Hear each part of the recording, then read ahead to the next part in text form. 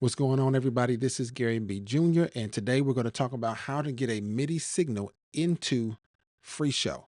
And in order to do this, we got to start with what do you got to do to set up. And I made a video about this, how to send a MIDI signal out from FreeShow, and I went through the setup. I'll briefly go over it again, and I'm going to do it from the basis of a Mac user. So for Windows users, someone made a comment in one of my in that last video for um, the MIDI output. I'll try to link it in the description below so you can get an idea of what this is about, or try to put something up in the top here to link to it. But there's a little bit of a setup you got to have to make sure that they're all talking to each other on the same network. Some of you guys are using Ableton Live, I believe is what it's called. I've never used that program, but I can show you how to make a slide react or respond to a MIDI signal. As long as you know how to set up Ableton and all that kind of stuff, I can help you get the rest of the way on a Mac. And then on a Windows computer is somewhat similar, but a little bit different. So let's look and see what this looks like. All right. So I've got my screen up here, and this is FreeShow. And if you haven't seen my last video about these gradients, really cool video, check it out. But before we do that, I'm gonna go here and I'm gonna do a search on my computer for MIDI. All right. We're going to search for MIDI. And what ends up happening is I get something like this that pops up. And this is MIDI audio devices. And let's see here. I'm going to do another search here for MIDI setup. Uh-oh. And let's see. Go to Window. And we're going to go to, we can do Show Network. But we're going to do MIDI Studio. And when we go to MIDI Studio, this is going to pop up a window. I'm not familiar. I don't use MIDI for anything typically. So for those who use it, this probably makes sense. I think I downloaded an app to try to do some things with MIDI a while back. But what I do is I go over here to this little icon that looks like a globe that says configure network driver.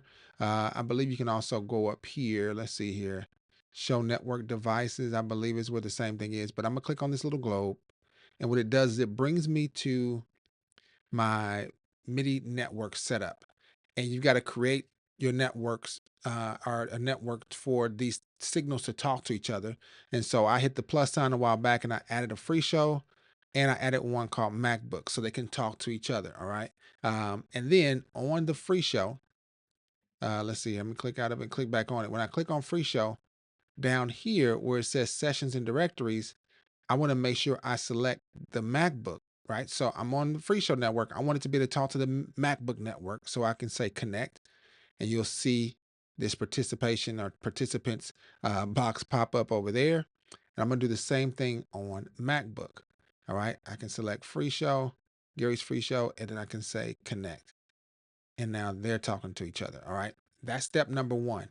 Now that we got that done, I'm going to use another program called Bitfocus Companion. But before I do that, I'm going to set up an action or a trigger in FreeShow. So if you've got um, a show, you can go to any show that you've got. Like I said, you can go to your songs. Typically, you'll be doing this on a song. I'm just going to do it on this. I got 4 slides here on a show.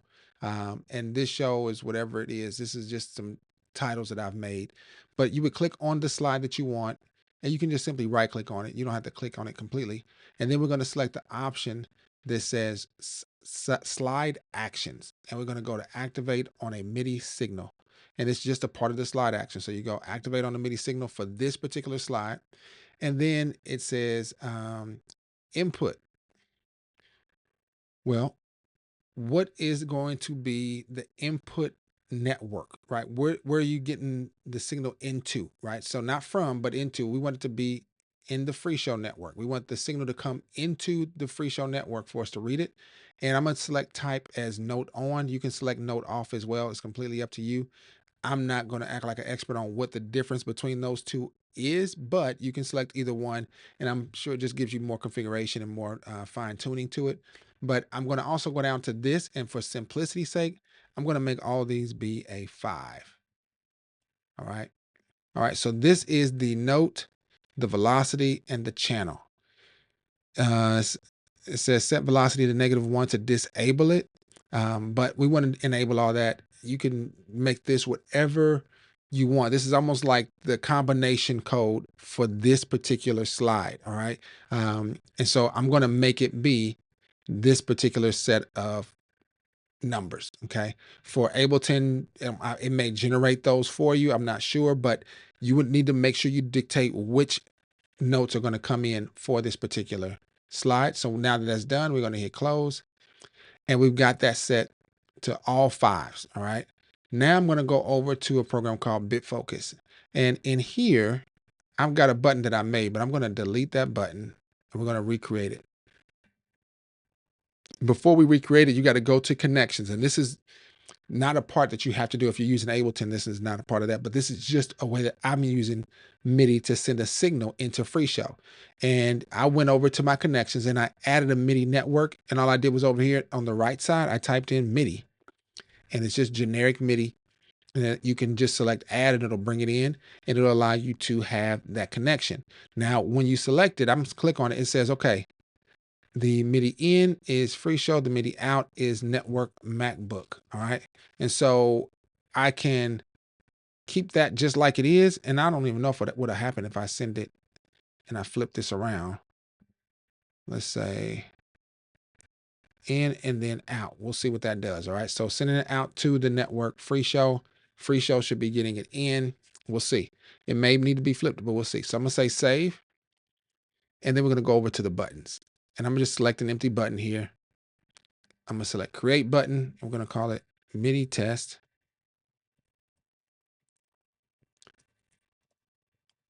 All right. And then we go down to our press actions. And this is just me trying to get a MIDI signal created. So I'm going to select MIDI. We're going to select the options. It gives you a bunch of different options here. We're going to select note on. And I'm going to say done. And we know that we made everything fives. So I'm going to select all these and I'm just going to make them all be fives and five. All right. Now that's done. I'm going to see what we get in FreeShow. We can see it at the same time. All right. So right now I'm on the slide. I'm going to go to a different slide in FreeShow. Okay. All right. So I've got my MIDI test down here. I'm going to test it out and it should change this slide right here. Okay. So if I click on this, let's see, you'll see that it's full size there. It should change when I hit this test. So let's see what happens. And there we go. It took us to the next slide. All right. So if I click out of this, you'll see it took us to the slide that had the MIDI note for all fives. Okay. And so this is how you would send a signal, a MIDI signal into FreeShow. And let me recap real quick what we did in FreeShow. We went to the slider, we right clicked on it and we selected slide actions and we said activate on MIDI signal. And we can change this one to be all eights just to test it out. 8. All right. And then this one will say input is the network FreeShow. And we're going to close that and still on note on. All right. And then I went into companion and let's minimize our FreeShow real quick. So then I went into companion and I made a button, but let's make a new button. So this one is MIDI test and I'm going to make it be the 5. So this is 5 and I've got two different icons. You'll see the little play arrow right there for the MIDI signal icon on that slide. And so this is MIDI test with the 5s. I'm going to do another button here. We'll put it right here and we're going to call it new button. We're going to call it MIDI test 8. All right. And we're going to go down. We're going to select an action. So add action. If I hit that red folder, it'll bring me to this, but I also have it as a recently used item. So I'm going to say note on, and then I'm going to change these to all 8s. All right.